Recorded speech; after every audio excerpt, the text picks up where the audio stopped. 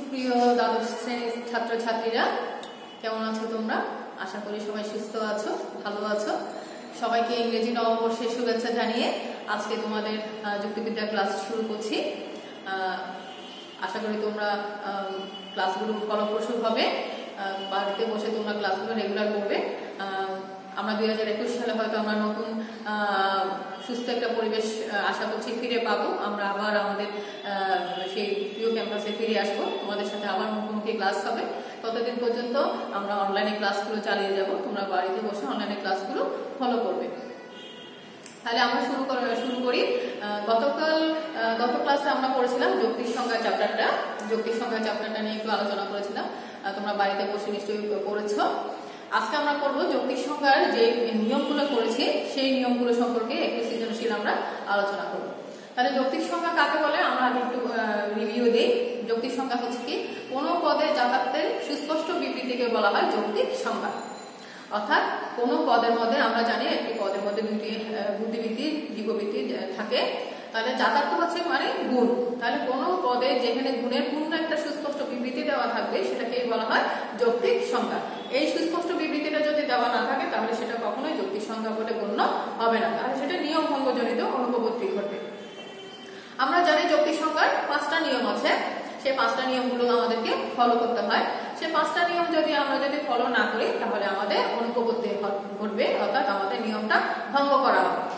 তাহলে 5টা সেই নিয়মগুলো কি কি আমরা একটু দেখি। যৌক্তিক সংজ্ঞার 5টা নিয়মগুলো হচ্ছে, প্রথম নিয়মটা হলো যৌক্তিক সংজ্ঞার প্রথম নিয়ম হচ্ছে পূর্ণ যাতায়াতের উল্লেখ থাকতে হবে, এর বেশিও না কমও না। অর্থাৎ যৌক্তিক সংজ্ঞায় পূর্ণ একটা যাতায়াত, পূর্ণ গুণের উল্লেখ থাকতে হবে, বেশিও করা যাবে না এবং কমও করা যাবে না। তারপর দ্বিতীয় নিয়ম হচ্ছে যে পদের সংজ্ঞা দিব সে পদটি সংজ্ঞাকে স্পষ্ট হতে হবে, কোনো রূপক ভাষা বা দুর্বোধ্য ভাষা ব্যবহার করা যাবে না। তৃতীয় নিয়ম হচ্ছে যৌক্তিক সংজ্ঞায় কোনো নর্থক ভাষা ব্যবহার করা যাবে না, অর্থাৎ নামূলক কোনো ভাষা ব্যবহার করা যাবে না। যৌক্তিক সংজ্ঞায় সবসময় সদর্থক ভাষা ব্যবহার করতে হবে। চতুর্থ নিয়ম, তৃতীয় নিয়ম হচ্ছে কোনো সমার্থক শব্দ বা প্রতিশব্দ ব্যবহার করা যাবে না, এটা হচ্ছে তৃতীয় নিয়ম। চতুর্থ নিয়ম হচ্ছে নর্থক ভাষা ব্যবহার করা যাবে না। পঞ্চম নিয়ম হচ্ছে যৌক্তিক সংজ্ঞায় সহজে রূপান্তরযোগ্য হতে হবে, অর্থাৎ যে পদটা নিয়ে আলোচনা করবো সেই পদের পরিমাণটা অর্থাৎ ব্যাক্তার্থটা সমান হতে হবে, অর্থাৎ পদের পরিমাণটা যাতে সমান থাকে সেটা অর্থাৎ রূপান্তর করলেও যেই থাকবে, রূপান্তর না করলেও সেই একই থাকবে, সেটাকে বলা হয় রূপান্তরযোগ্য। তাহলে পঞ্চম নিয়ম হচ্ছে আমাদের পদটাকে যৌক্তিক সংজ্ঞা সবসময় রূপান্তরযোগ্য হতে হবে। আমরা 5টা নিয়ম পেলাম। এবার 5টা নিয়ম ভঙ্গজনিত অনুপপত্তি কি কি? প্রথম নিয়ম ভঙ্গ করলে আমরা কি কি অনুপপত্তি পাই? একটা হচ্ছে বাহুল্য সংজ্ঞা, অব্যাপক সংজ্ঞা, অতিব্যাপক সংজ্ঞা এবং অবান্তর লক্ষণজনিত সংজ্ঞা। এটা হচ্ছে প্রথম নিয়ম ভঙ্গ করলে আমরা এই নিয়মগুলো পাই। তারপর হচ্ছে দ্বিতীয় নিয়ম ভঙ্গ করলে আমরা পাই রূপকজনিত বা দুর্বোধ্যজনিত অনুপপত্তি।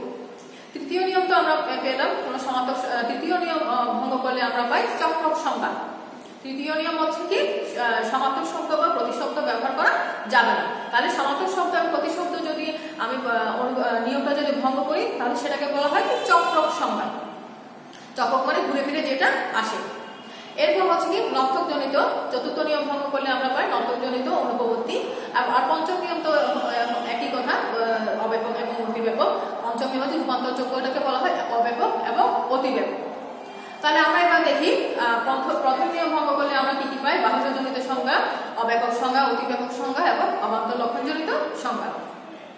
তো তোমাদেরকে আরেকটু মনে করিয়ে দিই, বাহুল্য সংজ্ঞা হচ্ছে কি, যদি যাতায়াতের অতিরিক্ত কোনো গুণের উল্লেখ করা হয় তাহলে সেটাকে বলা হয় বাহুল্যজনিত সংজ্ঞা। যেমন আমি যদি বলি মানুষ হয় বুদ্ধিবৃত্তি সম্পন্ন এমন জীব যে ভালো মন্দ বিচার করতে পারে, তাহলে বুদ্ধিবৃত্তি যার আছে তার অবশ্যই ভালো মন্দ বিচার করার ক্ষমতা আছে। তাহলে এখানে ভালো মন্দ বিচার করার ক্ষমতাটা হচ্ছে একটা অতিরিক্ত গুণ, কোনো পদের অতিরিক্ত গুণ। তাহলে অতিরিক্ত গুণ যেটা, সেটা যদি এরকম অতিরিক্ত কোনো গুণ থাকে তাহলে সেটাকে বলা হয় বাহুল্য সংজ্ঞা। তাহলে আমি যদি এখানে শুধুমাত্র যদি বলি মানুষ হয় বুদ্ধিবৃত্তি সম্পন্ন জীব, এটাই হবে আমার স্পেসিফিক যৌক্তিক সংজ্ঞা। এখন আমি যদি এটা না বলি মানুষ হয় বুদ্ধিবৃত্তি সম্পন্ন এমন জীব যে ভালো মন্দ বিচার করতে পারে, তাহলে আমার প্রথম নিয়মে বলা হয়েছে কোনো অতিরিক্ত কোনো গুণের ব্যবহার করা যাবে না, অর্থাৎ কম গুণও ব্যবহার করা যাবে না, আবার বেশি গুণও ব্যবহার করা যাবে না। তাহলে কম গুণ এবং বেশি গুণ, এখানে আমি বেশিতে বলেছি, সেটা হচ্ছে কি ভালো মন্দ। তাহলে যেটা ভালো মন্দ সেটা হচ্ছে অতিরিক্ত, তাহলে যার বুদ্ধিবৃত্তি আছে তার আমার এই কথাটা বলার কোনো প্রয়োজন নাই, তাহলে সেটাকে বলা হয় বাহুল্যজনিত সংজ্ঞা। তাহলে এখানে আমি লিখবো কি উক্ত অনুপপত্তিতে বাহুল্যজনিত সংজ্ঞা অনুপপত্তি ঘটেছে, অর্থাৎ প্রথম নিয়ম ভঙ্গজনিত অনুপপত্তি ঘটলো। এরপর আমরা দেখি এরপর আমরা অবান্তর লক্ষণজনিত সংজ্ঞা। অবান্তর লক্ষণজনিত সংজ্ঞা কি দেখো, সংজ্ঞায় যদি যাতায়াতের অতিরিক্ত কোনো গুণের উল্লেখ করা হয় এবং সেই অতিরিক্ত গুণটা যদি অবান্তর লক্ষণ হয় তাহলে সেটাকে বলা হয় অবান্তর লক্ষণজনিত সংজ্ঞা। তাহলে অবান্তর লক্ষণজনিত সংজ্ঞা কি, যেমন আমি যদি বলি মানুষ হয় বুদ্ধিবৃত্তি সম্পন্ন দ্বিপদ প্রাণী, তাহলে মানুষ হয় বুদ্ধিবৃত্তি সম্পন্ন দ্বিপদ প্রাণী। অবান্তর লক্ষণ সবসময় একটা জিনিস খেয়াল রাখবে, অবিচ্ছেদ্য হবে, অর্থাৎ যেটা বিচ্ছেদ করা যায় না। অবিচ্ছেদ্য অবান্তর লক্ষণের মধ্যে যেটা বিচ্ছেদ করা যায় না। তো আমাকে বলা হচ্ছে মানুষ হয় বুদ্ধিবৃত্তি সম্পন্ন দ্বিপদ প্রাণী, তাহলে দ্বিপদ হচ্ছে কি দুটো পা, তাহলে মানুষ থেকে কখনো দুটো পা বিচ্ছিন্ন করা যায় না। তাহলে যেহেতু দুটো পা বিচ্ছিন্ন করা যায় না, যেহেতু এটা অবিচ্ছেদ্য, তাই এটাকে আমি বলবো অবিচ্ছেদ্য অবান্তর লক্ষণ। তাহলে আমি যদি বলি মানুষ হয় বুদ্ধিবৃত্তি সম্পন্ন দ্বিপদ প্রাণী, তাহলে যার বুদ্ধিবৃত্তি আছে, যে সুস্থ সম্পন্ন একটা মানুষ, বুদ্ধিবৃত্তি সম্পন্ন একটা মানুষ, তার অবশ্যই তো দুটো পা আছে। তাহলে সেখানে আমি অবশ্যই আর এক্সট্রা করে আমার বলার দরকার নেই, যে আলাদা করে বলার দরকার নেই যে মানুষ হয় বুদ্ধিবৃত্তি সম্পন্ন দ্বিপদ প্রাণী। তাহলে এটাকে বলা হয় অবিচ্ছেদ্য অবান্তর লক্ষণ। এটাকে বলা হয় অবিচ্ছেদ্য অবান্তর লক্ষণ, অর্থাৎ অবিচ্ছেদ্য মানে যেটা বিচ্ছেদ করা যায় না। যেটা বিচ্ছেদ করা যায় সেটাকে বলা হয় বিচ্ছেদ্য, আর যেটা বিচ্ছেদ করা যায় না সেটাকে বলা হয় অবিচ্ছেদ্য। তাহলে মানুষ থেকে দুটো পা সেটা কখনো বিচ্ছেদ করা যায় না। আর মানুষ যেহেতু সেটা বুদ্ধিবৃত্তি সম্পন্ন, তার কথাটা বলার কোনো প্রয়োজন নেই। এরপর আমরা দেখি অব্যাপক সংজ্ঞাজনিত অনুপপত্তি। অব্যাপক সংজ্ঞাজনিত অনুপপত্তিকে দেখো, কোনো পদের সংজ্ঞা দিতে গিয়ে যদি উক্ত পদের আসন্নতম জাতি এবং বিভেদক লক্ষণ ছাড়াও অতিরিক্ত কোনো গুণের উল্লেখ করা হয় এবং সেটা যদি বিচ্ছেদ্য অবান্তর লক্ষণ হয় তাহলে সেটাকে বলা হয় অব্যাপক সংজ্ঞাজনিত অনুপপত্তি। বলা হচ্ছে কোনো পদের সংজ্ঞা দিতে গিয়ে আমরা জানি সংজ্ঞার মূল উদ্দেশ্য হচ্ছে কি, সেখানে আসন্নতম জাতি থাকতে হবে এবং একটা বিভেদক লক্ষণ থাকতে হবে। আমাদের যৌক্তিক সংজ্ঞার প্রথম যৌক্তিক সংজ্ঞার পারফেক্ট সংজ্ঞা হচ্ছে কি আসন্নতম জাতি থাকতে হবে এবং বিভেদক লক্ষণ থাকতে হবে। আসন্নতম জাতি হচ্ছে কি, তোমাদের আগের ক্লাসে আমি বলেছিলাম, আসন্নতম জাতি হচ্ছে কাছাকাছি যেটা থাকবে সেটা হচ্ছে আসন্নতম জাতি। যেমন মানুষ হয় জীব, মানুষ হয় বুদ্ধিবৃত্তি সম্পন্ন জীব, তাহলে এখানে মানুষের আসন্নতম জাতি হচ্ছে কি জীব, মানুষের আসন্নতম জাতি হচ্ছে জীব। আর বিভেদক লক্ষণ হচ্ছে কোনটা, বুদ্ধিবৃত্তি সম্পন্ন। বিভেদক লক্ষণ হচ্ছে বুদ্ধিবৃত্তি সম্পন্ন। বিভেদক লক্ষণ মানে হচ্ছে কি, আমি আবার বলছি দেখো, বিভেদক লক্ষণ বা লক্ষণ কাকে বলে, যে গুণের কারণে, যে চিহ্নের কারণে আমরা অন্যান্য প্রাণী থেকে আলাদা, তাকে বলা হয় লক্ষণ বা বিভেদক লক্ষণ। অর্থাৎ আমরা বুদ্ধিবৃত্তি সম্পন্ন প্রাণী মানুষ বলে আমরা অন্যান্য প্রাণী থেকে আলাদা। অন্যান্য প্রাণী কিন্তু বুদ্ধিবৃত্তি নেই, কিন্তু আমাদের বুদ্ধিবৃত্তি আছে। কিন্তু একটা দিক মিল আছে, সেটা হচ্ছে কি ওদেরও জীববৃত্তি আছে, আমাদেরও জীববৃত্তি আছে। কিন্তু কোনটার কারণে আমরা তাদের কাছ থেকে আলাদা, সেটা হচ্ছে বুদ্ধিবৃত্তি সম্পন্ন। তাহলে মানুষ হয় বুদ্ধিবৃত্তি সম্পন্ন জীব, এখানে মানুষের আসন্নতম জাতি হচ্ছে জীব, আর বুদ্ধিবৃত্তি সম্পন্নটা হচ্ছে কি বিভেদক লক্ষণ, কারণ এই বিভেদক লক্ষণের কারণে আমরা অন্যান্য প্রাণী থেকে আলাদা। তাহলে আমাদেরকে বলা হচ্ছে কি যে কোনো পদের সংজ্ঞা দিতে গিয়ে উক্ত পদের আসন্নতম জাতীয় বিভেদক লক্ষণ ছাড়াও অতিরিক্ত কোনো গুণ হিসেবে যদি বিচ্ছেদ্য অবান্তর লক্ষণ গুণের উল্লেখ করা হয় তাহলে অব্যাপক সংজ্ঞাজনিত অনুপপত্তি ঘটবে। যেমন আমি যদি বলি সকল মানুষ হয় বুদ্ধিবৃত্তি সম্পন্ন সভ্য প্রাণী, সকল মানুষ হয় বুদ্ধিবৃত্তি সম্পন্ন সভ্য প্রাণী, তাহলে এখানে মানুষ পদের সংজ্ঞা দিতে গিয়ে আসন্নতম জাতি এবং বিভেদক লক্ষণ হিসেবে আসন্ন বুদ্ধিবৃত্তি সম্পন্ন আছে এবং এর সাথে আরেকটা গুণ উল্লেখ করা হয়েছে, সেটা হচ্ছে কি সভ্য গুণটা উল্লেখ করায়। এখানে সভ্য গুণ একটা উল্লেখ করে দিয়েছে। মানুষ হয় বুদ্ধিবৃত্তি সম্পন্ন সভ্য প্রাণী, তাহলে এখানে মানুষও আছে, মানুষের আসন্নতম জাতি জীব আছে এবং বিভেদক লক্ষণও আছে। আবার এখানে আরেকটা কি গুণ লাগিয়ে দিয়েছে, সভ্য প্রাণী। তাহলে আমরা জানি মানুষকে দুই ভাগে ভাগ করা যায়, একটা হচ্ছে সভ্য এবং অসভ্য। তাহলে এখানে যেহেতু সভ্য জাতির কথা বলা হয়েছে, তাহলে অসভ্য জাতিটা কি বাদ পড়ে গেছে।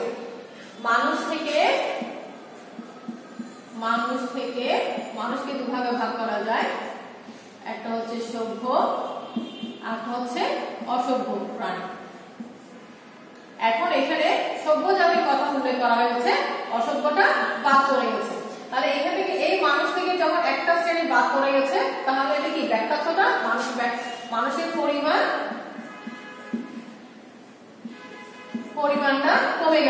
মানুষের পরিমাণ কমে গেল। তাহলে মানুষের পরিমাণ যখন এখানে কমে গেছে তাহলে সেটা হবে কি অব্যাপক জনিত সংখ্যা অনুপপত্তি, অর্থাৎ যেহেতু ব্যাপক থেকে কমে গেছে তাহলে সেটা হবে কি অব্যাপক সংখ্যা জনিত অনুপপত্তি। তাহলে এবার আমরা দেখি অতিব্যাপক। অতিব্যাপক হচ্ছে এটা উল্টাটা, এখানে অব্যাপকে কমে যাবে আর অতিব্যাপকে বেড়ে যাবে। তাহলে আমরা দেখি কোন পদের সংখ্যা দেওয়ার অর্থ হচ্ছে আমরা জানি কি আসন্নতম জাতি ও বিভেদক লক্ষণ উল্লেখ করতে হবে। আমরা জানি কোন পদের সংখ্যা দেওয়ার সময় একটা জিনিস খেয়াল রাখতে হবে আসন্নতম জাতি এবং বিভেদক লক্ষণ থাকতে হবে। এখন আমরা যদি কোনো পদের যৌক্তিক সংখ্যা দেওয়ার সময় যদি খেয়াল করে দেখি শুধু একটা আছে, আসন্নতম জাতি আছে, কোনো বিভেদক লক্ষণ নেই, তাহলে সেটা হবে কি অতিব্যাপক। তাহলে যদি শুধু আসন্নতম জাতি এবং বিভেদক লক্ষণের মধ্যে শুধু একটা যদি বিভেদক লক্ষণ না থাকে, শুধু আসন্নতম জাতি থাকে, তাহলে আমাকে আমার ব্যাখ্যাতের পরিমাণটা বেড়ে যাবে, আমার ব্যাখ্যাতের পরিমাণ বেড়ে যাবে। যেমন মানুষ হয় জীব, মানুষ হয় জীব। একটা জিনিস খেয়াল করে দেখো, মানুষ হয় জীব, এখানে মানুষের আসন্নতম জাতি হচ্ছে কি জীব, এটা হচ্ছে আসন্নতম জাতি, এটা হচ্ছে আসন্নতম জাতি। তাহলে এখানে যেহেতু আসন্নতম জাতি উল্লেখ করা হয়েছে, কোনো বিভেদক লক্ষণ উল্লেখ করা হয়নি, তাহলে জীবের পরিমাণ বেড়ে গেছে, এখানে পরিমাণটা বেড়ে গেল, জীবের পরিমাণটা বেড়ে গেল, অর্থাৎ মানুষ প্লাস অন্যান্য প্রাণী, অর্থাৎ এখানে তাহলে বলা হচ্ছে কি মানুষ যোগ অন্যান্য প্রাণী সমান জীব। তাহলে এখানে জীবের পরিমাণ বেড়ে গেছে, তাহলে এখানে জীবের পরিমাণটা বেড়ে গেল। তাহলে এখানে যদি বেড়ে যায় এরকম, তাহলে সেটা হবে কি অতিব্যাপক সংখ্যাজনিত অনুপপত্তি। তাহলে এবার আমরা দেখি, তাহলে আমাদের প্রথম নিয়ম দ্বিতীয় নিয়ম, প্রথম নিয়ম শেষ। এবার আমরা দেখি দ্বিতীয় নিয়ম। দ্বিতীয় নিয়মে কি বলা হচ্ছে, যৌক্তিক সংখ্যায় সংজ্ঞাটি স্পষ্ট হতে হবে, কোনো রূপক ভাষা বা দুর্বোধ্য ভাষা ব্যবহার করা যাবে না। তাহলে রূপক ভাষা হচ্ছে কি, যেমন আমরা অনেক সময় অনেক সময় রূপক ভাষা ইউজ করি না, কথায় কথায় সিংহ হয় পশুরাজ, চরিত্র হয় মানুষ, হয় যে মানব সম্পদের মুকুট, আয়ের চাঁদ মামা টিপ দিয়ে যায়, এরকম অনেক কিছু আমরা বলে থাকি, এগুলো বলা হয় রূপক ভাষা। আর দুর্বোধ্য ভাষা হচ্ছে যেগুলো কঠিন ভাষা, যেমন সঙ্গীত হয় দুর্মূল্য কোলাহল, এইসব কঠিন ভাষাগুলা। তাহলে আমাদের যৌক্তিক সংখ্যার নিয়ম হচ্ছে কি, যৌক্তিক সংখ্যায় কখনো রূপক ভাষা বা দুর্বোধ্য ভাষা ব্যবহার করা যাবে না। যদি রূপক ভাষা বা এরকম কোনো দুর্বোধ্য ভাষা ব্যবহার করি, পশু হয় সিংহ হয় পশুর রাজা, চরিত্র হয় মানব সমাজের মুকুট, তারপর সঙ্গীত হয় দুর্মূল্য কোলাহল, তারপর হচ্ছে তোমার সাগর হয় আমাদের জীবন সাগর মতো বয়ে যায়, নদীর মতো বয়ে যায়, এরকম অনেক রূপক ভাষা আমরা আমাদের জীবনে আমরা ব্যবহার করি। তাহলে এরকম যদি কোনো কিছু হয় সেটাকে বলা হয় দ্বিতীয় নিয়ম ভঙ্গজনিত অনুপপত্তি, অর্থাৎ সেটা রূপক ভাষা কোনো রূপক বা দুর্বোধ্য ভাষা ব্যবহার করা যাবে না, সংজ্ঞাটি স্পষ্ট হতে হবে। তারপর এবার আমরা দেখি তৃতীয় নিয়মে কি বলা হচ্ছে। তৃতীয় নিয়মে বলা হচ্ছে যৌক্তিক সংখ্যায় আমরা কোনো সমার্থক ভাষা বা প্রতিশব্দ ব্যবহার করতে পারবো না, কোনো সমার্থক শব্দ বা প্রতিশব্দ ব্যবহার করতে পারবো না। যৌক্তিক সংখ্যায় যদি কোনো সমার্থক শব্দ বা প্রতিশব্দ ব্যবহার করা হয় তাহলে সেটা হবে তৃতীয় নিয়ম ভঙ্গজনিত অনুপপত্তি। এটাকে বলা হয় কি চক্রক সংজ্ঞা। যৌক্তিক সংখ্যার তৃতীয় নিয়মটাকে ভঙ্গ করলে যে সংজ্ঞাটি উৎপন্ন হয় সেটাকে বলা হয় চক্রক সংজ্ঞা। যেমন আমি যদি বলি মানুষ হয় মনুষ্য জাতীয় জীব, তাহলে মানুষ এবং মনুষ্য কিন্তু একই কথা, মানুষ এবং মনুষ্য। গাছ হয় বটবৃক্ষ, গাছ এবং বটবৃক্ষ কিন্তু একই কথা। টাকা হয় অর্থ, টাকা এবং অর্থ কিন্তু একই কথা।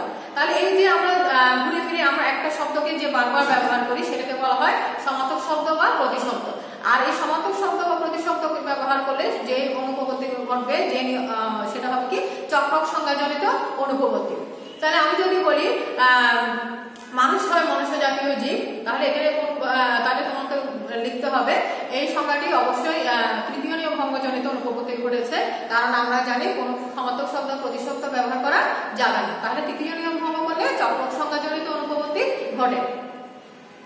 এরপর আমরা দেখি চতুর্থ নিয়ম নর্থক সংজ্ঞাজনিত অনুপপত্তি। অর্থাৎ নর্থক মানে আমাদের সংজ্ঞায় কোনো নর্থক ভাষা ব্যবহার করা যাবে না, সংজ্ঞায় সবসময় সদর্থক ভাষায় ব্যবহার করতে হবে।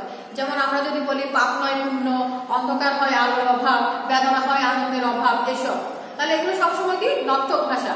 আর অভাব মানে হচ্ছে কি নাই, অভাব মানে সবসময় বেদনা হয় আনন্দের অভাব, পাপ নয় পুণ্য, অন্ধকার হয় আলোর অভাব, অভাব মানে হচ্ছে নাই। তাহলে যেখানে নাই শব্দটা আসবে, না হলো কোনো কিছু আসবে, তাহলে সেটাকে আমি বলবো নর্থক ভাষাজনিত অনুপপত্তি। তাহলে এখানে আমরা কি বলবো, আমরা জানি যৌক্তিক সংজ্ঞায় কোনো সবসময় সদর্থক ভাষা ব্যবহার করতে হয়, কোনো নর্থক ভাষা ব্যবহার করা যায় না। তাহলে এরকম যদি কোনো কিছু ঘটে তাহলে সেটা অবশ্যই চতুর্থ নিয়মভঙ্গজনিত অনুপপত্তি ঘটবে। এগুলো হচ্ছে মোটামুটি আমাদের যৌক্তিক সংজ্ঞার নিয়ম এবং নিয়মভঙ্গজনিত অনুপপত্তি। তোমাদের বইয়ে অনেক কোশ্চেনে অনেক সৃজনশীল আছে, এরকম সৃজনশীলগুলো তোমরা প্র্যাকটিস করবে সমার্থক শব্দ দিয়ে, তারপর অব্যাপক সংজ্ঞা দিয়ে, অতিব্যাপক সংজ্ঞা দিয়ে, এরকম এগুলো প্র্যাকটিস করবে। আমি তোমাদেরকে দুই একটা আজকে দেখিয়ে দিই।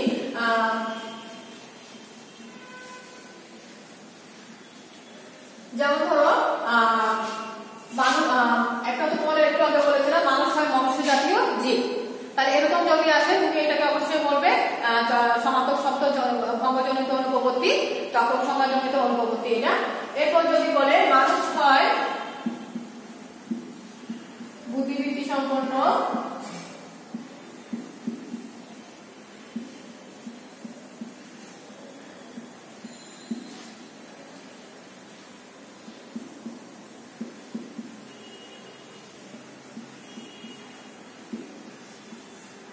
মানুষ হয় বুদ্ধিবৃত্তি সম্পন্ন শিক্ষিত প্রাণী।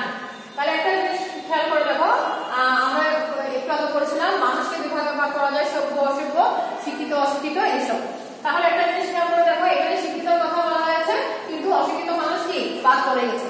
তাহলে অশিক্ষিত মানুষ যখন বাদ পড়ে গেছে তাহলে সেটা হবে কি অব্যাপক সংজ্ঞাজনিত অনুপপত্তি। তাহলে এটাকে আমি বলবো কি অব্যাপক সংজ্ঞাজনিত অনুপপত্তি।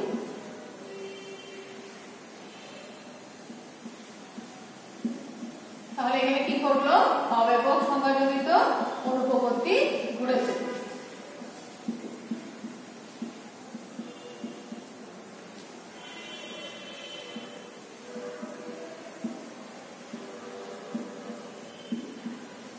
আমি আবার বলছি কেন, দেখো মানুষ হয় বুদ্ধিবৃত্তি সম্পন্ন শিক্ষিত প্রাণী। মানুষকে বিভাগে, এখানে যদি শিক্ষিত বদল যদি সভ্য দেয় তাহলে তুমি বলবে মানুষকে বিভাগে ভাগ করা যায় শিক্ষিত অশিক্ষিত সভ্য অসভ্য এইসব। তাহলে এখানে শুধু একটা দিকের কথা বলা হয়েছে, আরেকটা সাইডের কথা কিন্তু বলা হয়নি। তাহলে মানুষ থেকে এখানে যেহেতু একটা কথা বলা হয়েছে, আরেকটা সাইডের কথা বলা হয়নি, তাহলে মানুষের পরিমাণ এখানে কমে গেছে। তাহলে যেখানে কমে যাবে সেটা সবসময় অব্যাপক সংজ্ঞাজনিত অনুপপত্তি করবে। এরপর আবার যদি বলি মানুষ হয় জীব, তাহলে ধরো মানুষ হয় জীব। তাহলে মানুষ হয় জীব যখন এখানে বলা হয়েছে, আমরা জানি মানুষের আসনতম জাতি হচ্ছে জীব। তাহলে এখানে আসনতম জাতির কথা উল্লেখ করা হয়েছে, বিভেদক লক্ষণ উল্লেখ করা হয়নি। তাহলে যেহেতু জীব বলা হয়েছে তাহলে আমাকে বলতে হবে মানুষ যোগ অন্যান্য প্রাণী।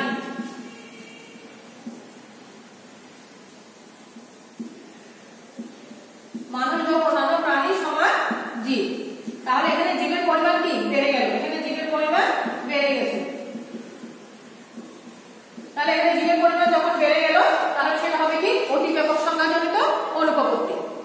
এরপর আমি যদি বলি মানুষ হয় মনুষ্য জাতীয় জীব, টাকায় টাকা আনে, টাকা হয় অর্থ, কাজ হয় বটবৃক্ষ, তাহলে সেগুলো হবে কি চক্র সংজ্ঞাজনিত অনুপপত্তি। এরপর যদি আমরা নর্থক ভাষা পাবনায় পূর্ণ বেদনা হয় আনন্দের অভাব, এগুলো হবে কি নর্থক সংজ্ঞাজনিত অনুপপত্তি। তাহলে আজকে মোটামুটি তোমাদেরকে 5টা নিয়ম ভঙ্গজনিত অনুপপত্তি পড়ালাম। তোমরা বাসায় বসে সৃজনশীলগুলো আলোচনা করবে, সৃজনশীলগুলো প্র্যাকটিস করবে, বোর্ড কোশ্চেনগুলো প্র্যাকটিস করবে, এরকম অনুপপত্তি দিয়ে আশা করি তোমরা ফলপ্রসূ হবে। নেক্সট ক্লাসে তোমাদেরকে আমি দ্বিতীয় অধ্যায় নিয়ে আলোচনা করব, যৌক্তিক বিভাগ নিয়ে আমি আলোচনা করব। ততদিন পর্যন্ত তোমরা এই যৌক্তিক সংজ্ঞা চ্যাপ্টারটা বাসায় বসে একটু ভালো করে করবে। আশা করি তোমরা ফলপ্রসূ হবে আজকের টপিকসটা নিয়ে। এরপর নেক্সট ক্লাসে যৌক্তিক বিভাগ নিয়ে আলোচনা করা হবে। ততদিন পর্যন্ত তোমরা সুস্থ থাকো, ভালো থাকো। সামনের ক্লাসে তোমাদের আবার আরেকটা নতুন অধ্যায় নিয়ে আলোচনা হবে।